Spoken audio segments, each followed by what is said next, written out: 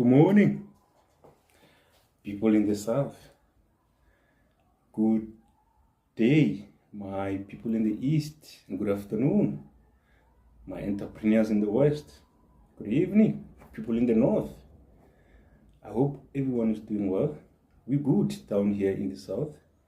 And the weather is dribbling us every day. Today it's hot, tomorrow it's cold. Now we're here. Tomorrow we're here. So you never know. This thing changes every hour, man. And now today it's quite scorching hot of some kind. You know, it's not quite comfortable outside. It's giving a lot of heat, so to speak.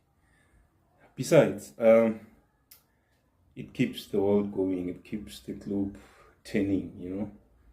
And during the week, I picked up something very interesting to talk about, and I couldn't wait for the recording so that I can talk about this. And this is quite relevant and important for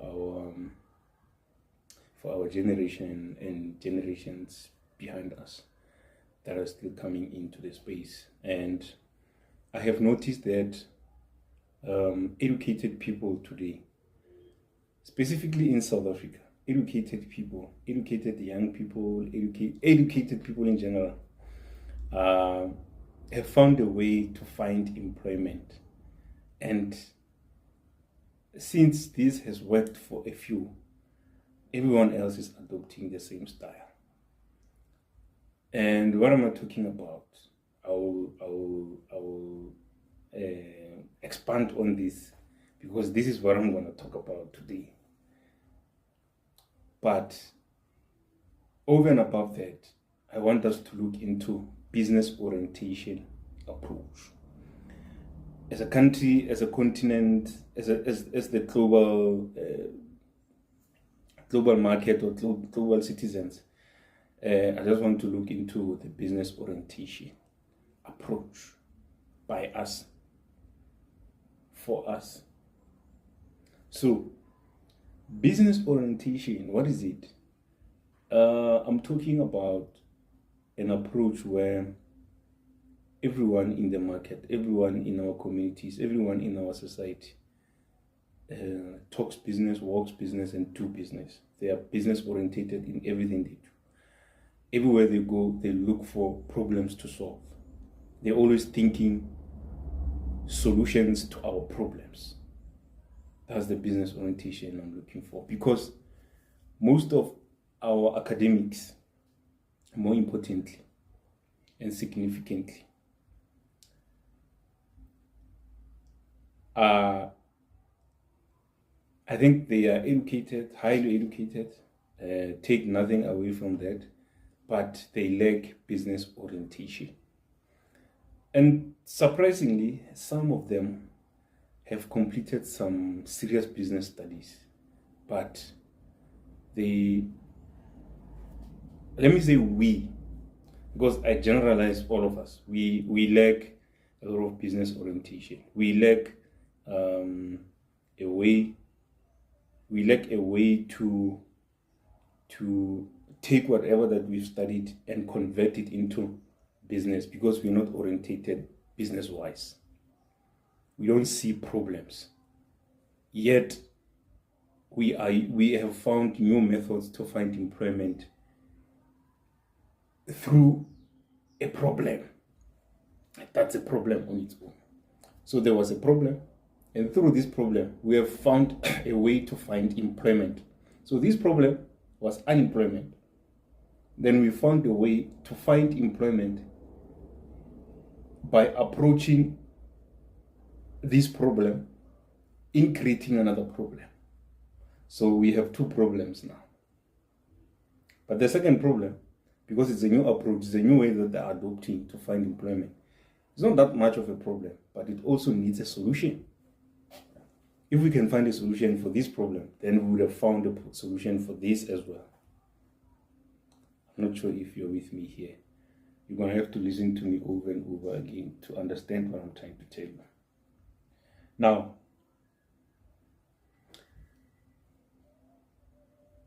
those that have tried and started businesses on their own, much as and far as I've learned and seen and observed,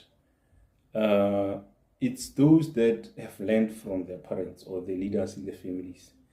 And most of the leaders whom we have learned from, or from whom we've learned, this is English, from whom we've learned, they just taught us enough. They just taught us enough to know just how to sell for survival. That's it. Many of us, we are selling for survival. We don't really sell to solve specific problems in depth. It can either be services that we're offering or products that we're selling. We only sell for survival, and that's all we know. So business orientation is very important when you come into this entrepreneurship space. Now, what do I mean by just selling or just knowing how to sell for survival?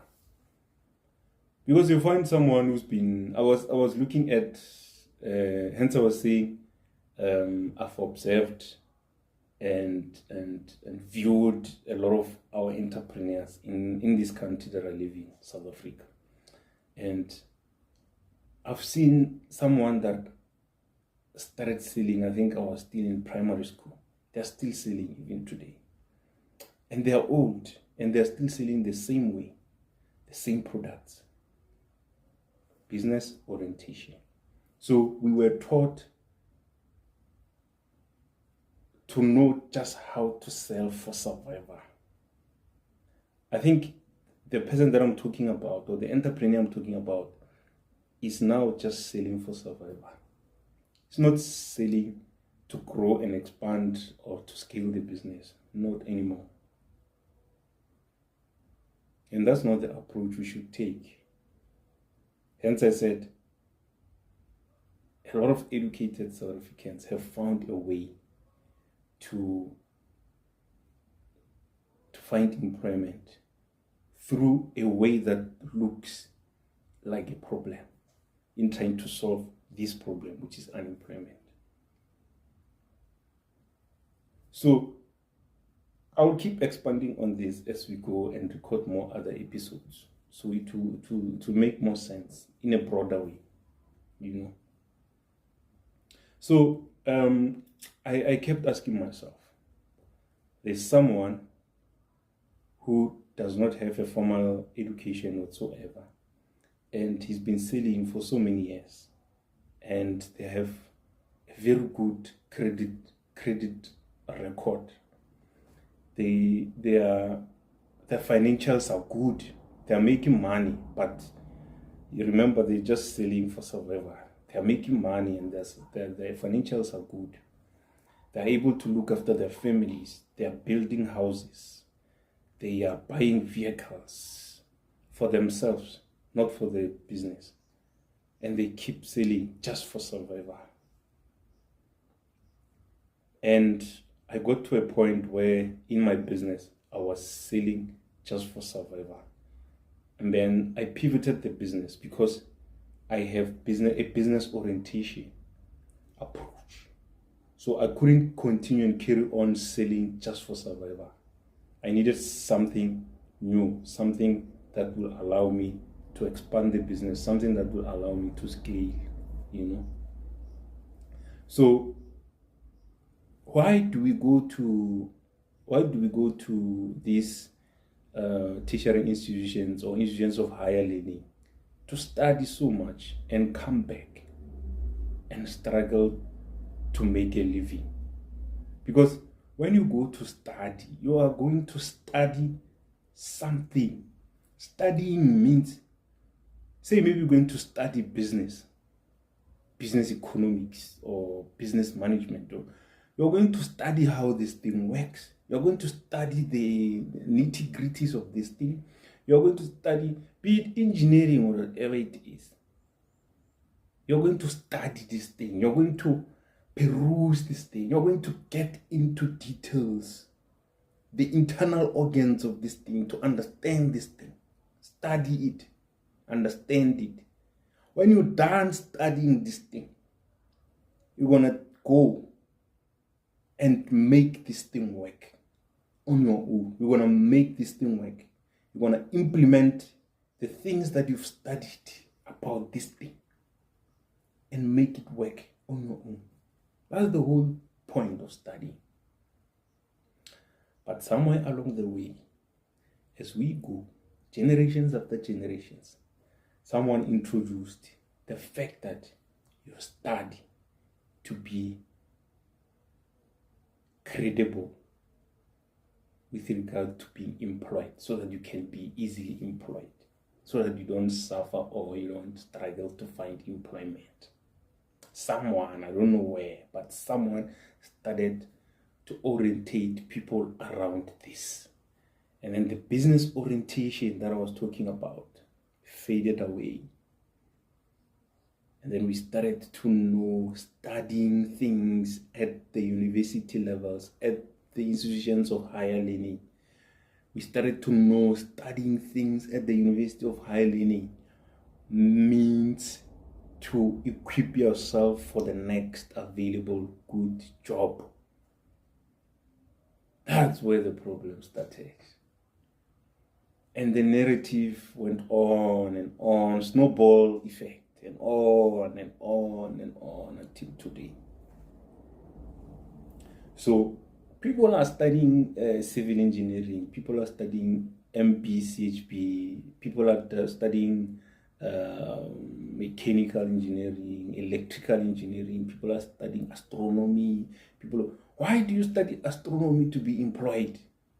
Because you study that thing, you study this thing to understand how the moon works, so that you can go build civilization on the moon, because you understand how this thing works. You studied this thing. You went into details to study how this thing works. You understand when the moon moves toward the earth, what happens to the earth and the moon itself. You understand these things. You understand the interchangeable effect the two has to each other. And then you come back, you look for employment. With so much knowledge and information, you want to come back and look for employment. Then what's going to happen to what you know? What's going to happen to everything that you've studied? Because at the workplace, let's be honest, at the workplace, you're not going to apply the things that you know. You're going to apply the things that the employer wants you to apply in relation to what they believe, or in relation to how far they believe you've went in the classroom. You're going to work with standards and procedures. You cannot get employment at NASA and start telling NASA that you think they should abort all the missions because according to what you've studied, so and so doesn't exist, so and so exists. Let's build new. No, you're going to work by their standards, you're going to work by their procedures. You will give ideas, but your ideas won't be entertained at some point. Say maybe you studied what's this thing where they teach them how to bake confectionery stuff, and then you go work for a bakery company where they producing bread and rolls, and then you tell them no, stop producing this kind of bread. I have an idea. Let's build a bread that looks like what can I give an example with? Because we've been making bread in this fashion, let's make a bread that looks like this, and then this bread should consist of these ingredients. Let's implement this now. It will sell. They will look at you like this, and then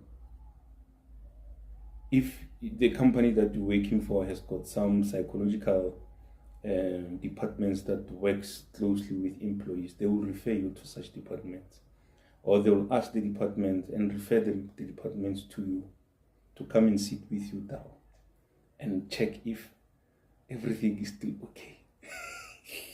So you don't. So what's going to happen to everything that you've studied? Because you've studied things.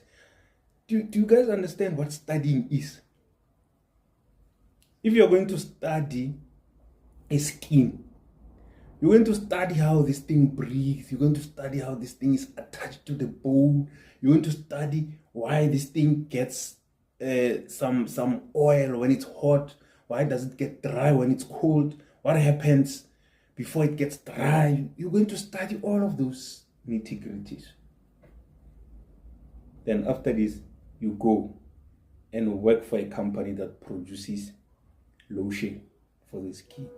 Then you tell them that the lotion that they've been producing for the past 50 years is not good for the skin.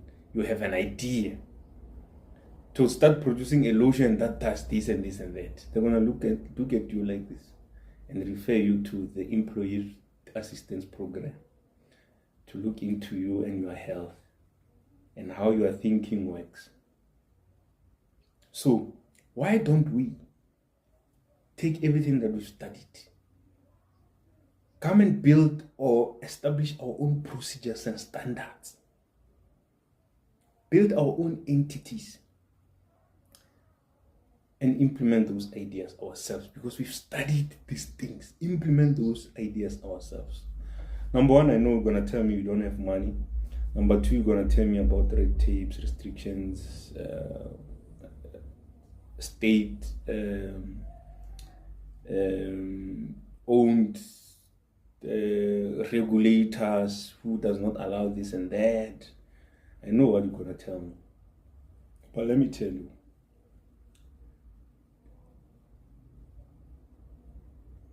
if you have studied astronomy and you know mechanical engineering and you understand the mechanical part of everything that happens in astronomy, you're going to build the rocket yourself without the regulator.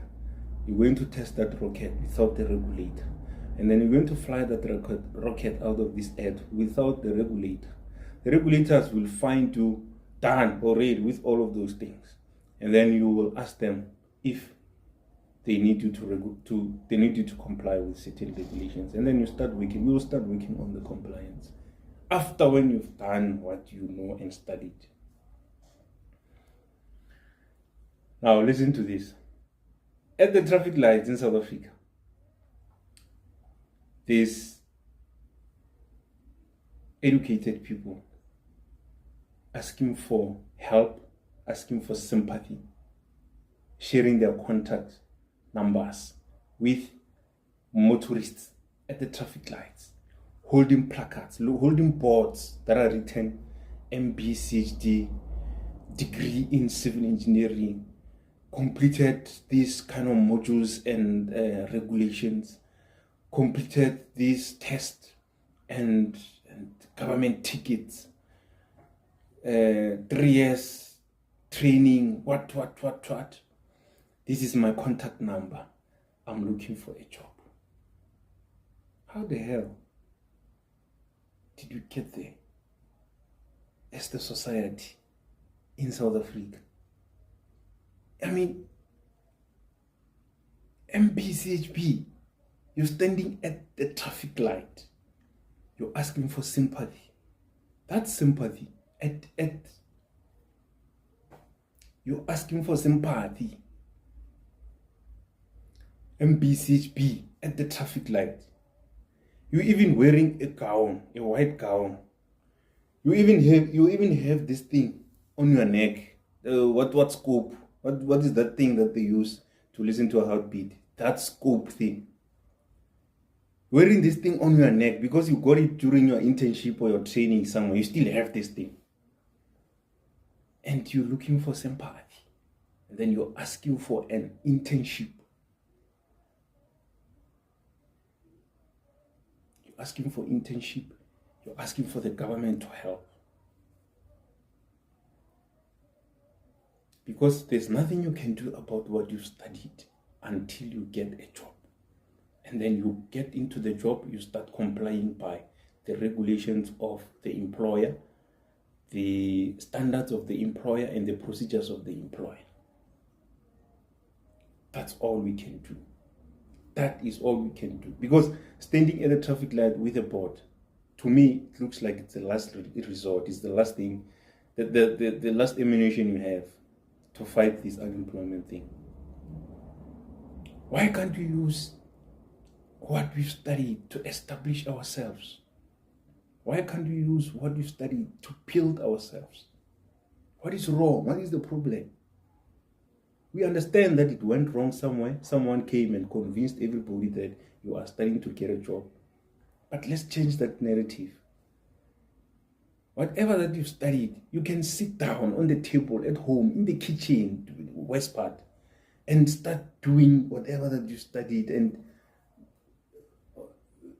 bringing something into reality with whatever that you studied. Doesn't matter what. If you studied civil engineering, you can build a small prototype bridge with your hands at the dinner table with what you studied and know. Bring that small version into a bigger version. Start putting together some procedures and with your own ideas. Introduce a new way of building bridges, you know. What went wrong? What is the problem?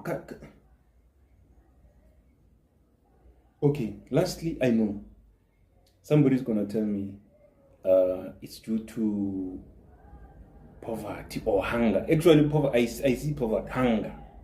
People are scared of hunger. People are fearful of hunger. Hey, I'm going to go hungry. Where am I going to get the money to survive? Man, there's always a plan somewhere. Find that plan. Run them concurrently. Even if it pushes you to sell something, be innovative and sell that something, but push your thing on the other side. Build your bridges here. Build your small little corner surgery somewhere where you're just offering services to just test people and then give them some kind of medication or something, or without even dispensing any kind of medication. Prescribe something for them. Let them pay on monthly basis.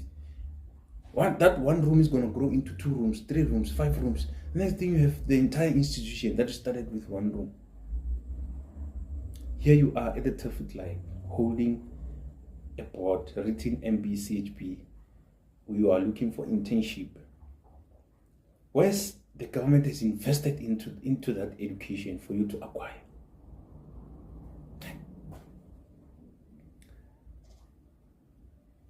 This is the new way that South Africans have found to get themselves jobs. They stand at traffic lights and display their qualifications, hoping someone will see them and take their number, hoping someone will see them and hoping someone will see them and snap them, put them on social media where millions of people will be able to see them and hire them, hoping for something like that.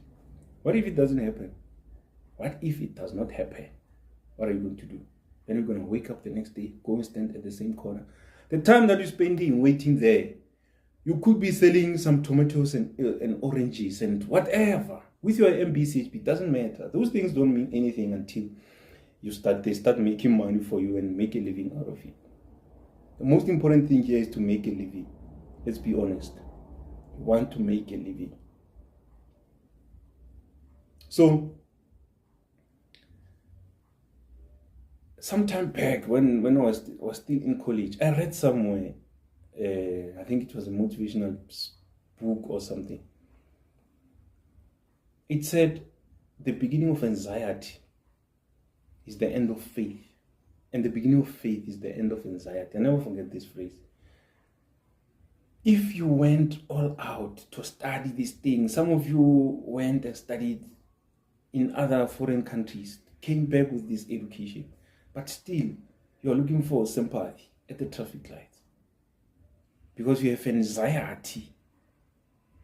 You have anxiety that if I start doing this, people will judge me. People will say, you studied overseas for 10 years and you come back and sell tomatoes, you have an anxiety of people making fun of you.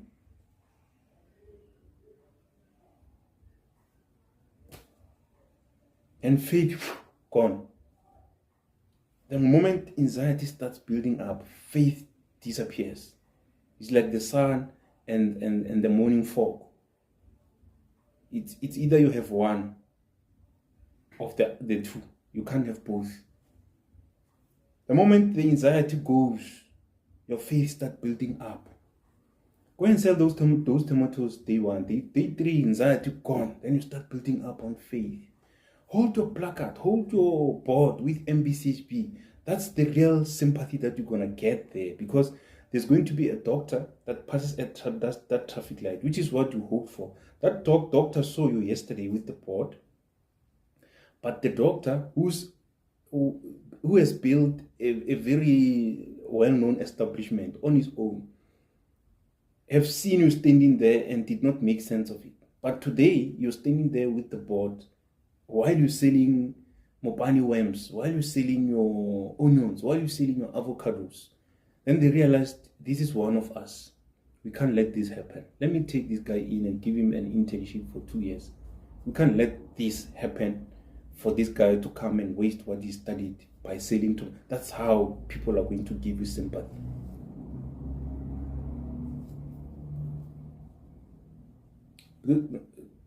What I've seen as one of the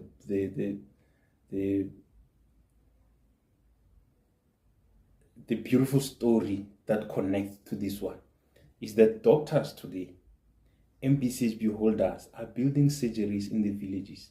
They are building medical centers in the villages for themselves, on their own.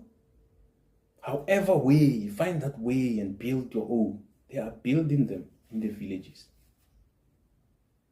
So if you are able to be that innovative and build a medical center, that medical center will eventually become huge, and you will need other doctors to come and participate, be part of it.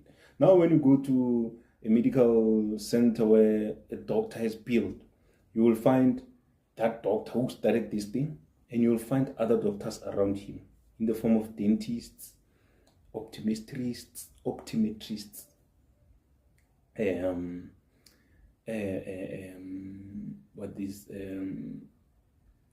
skin doctors, what's this other one? You name them. There's a lot of them. You'll find them around here because now he has established this innovation, and they're coming in because people come for general consultations. At the same time, the doctor will refer them to a dentist. But if you had the dentist in the same vicinity, then you'll just say, okay, down the passage, room 3, there's a dentist there. And you work together. That's how we're going to win this thing. When you build that medical center, you are also establishing other businesses around that space. You understand? You are building other businesses around your medical center vicinity. Someone's gonna come and build something next to maybe a warehouse that supplies medical equipment. Someone's gonna come and build a warehouse that sells pharmaceuticals. Someone's gonna come and establish a pharmacy next to you, so on. I've seen this happening in the villages, rural villages. That's the innovation we're looking for. That's the disruptive innovation we're looking for. The entire villagers now are going to come to you for medical attention because you have disrupted the way they've been doing things. They've been traveling to town, longer distances while they're sick. Now they're going to come to you. Ladies and gentlemen, this new way of finding ourselves employment, I think it's gonna be a problem. It's gonna end up being a problem because someone introduced it and everyone else is doing it. And once it becomes like this, people are going to go and study, knowing that when I'm done, there's this particular intersection, a set of traffic lights where the intersection is very busy. Apparently, when you go stand there, they will see you within minutes. They will pick you or call you, and then you get a job Learners are going to study to go stand at intersections if you don't stop this problem now. Lately on the trending stories, I saw a young man who normally plays music on TikTok and dance to the music with his grandmother. Those who have seen this will attest to this. He plays the neo-soul music with his grandmother, and then he pretends to be a neo-soul DJ of a certain radio station. A few weeks later, this guy was, because what his content on TikTok reflects a certain DJ or the certain voice of a radio station. A few weeks later, he was invited with his grandmother to the SABC studios because they were talking about them on TV, on the news. Then they were invited to come to the studios because that boy is good, very good. He can easily get a job at the radio station and go and do exactly what he's doing on TikTok, on the radio station. Maybe have a segment or something. That's a new way South Africans have found to get jobs. Is that how we should all get our jobs? No, ladies and gentlemen, let's be honest. That's not the way things should be. We can name a lot of them. This one that I just saw recently is trending as well. This lady is very good. It's a very good news anchor. She reads news in a vernacular language. She's very good at that. She's not a news reader or anchor or anything. She's just sitting at home, staying at home, and she's expressing her talent through TikTok videos. She's fine. I even commented on her video. And then she replied and said, I'm hoping for the best because I know someone might see this and be interested in my talent and hire me to become a news reader. Because she's good, she's very good, like she's talented. That's a new way South Africans are finding jobs today. Because we don't believe that we can do these things on our own. So we sort of pretend to be, I can't say pretend because it's talent. If you're not talented with anything, then you'll never find a job. If you're not talented with anything, because people now are expressing their talents to get jobs. Like they're putting themselves closer to where they want to be, you know. So before I go, I think this topic needs more time. But before I go, check out our support site for today, which is it's called milkandmotsepeprice.org. Go to milkandmotsepeprice.org and then you will find a list of available support programs to support your businesses. Save it on your devices, your mobile device or your laptop, and then maybe once a week go into the website and look for a newly updated or uploaded support programs. They have a wide range of support programs available to support your businesses. Go into the Milken, MILKENMOTSEPE Prize, PRIZE.org, and then you'll be able to find those available support programs. And with that being said, lastly, for everything that I was saying, I think it resonates very well with what the author of Capitalist Nigger was saying in that book, Capitalist Nigger. So get yourself a copy of Capitalist Nigger. Read that book. Read to understand. And start implementing everything that you've learned. Actually implement the opposite of what you've learned, because what we're learning in the book is the fact that we, especially we Africans, we are consumers of everything. We never build anything for ourselves. That's why we end up at traffic lights, hold boards that says, I've studied mechanical engineering, I've got a degree in mechanical engineering, I'm looking for an internship. Because we cannot establish ourselves on our own. We need somebody to establish us. That's the book that I'm referring to. With that being said, I think I will see you again next week. Don't forget to subscribe. There will be a pop-up here. Click on the pop-up and subscribe to this channel. Until next week, I will see you next week. Next week.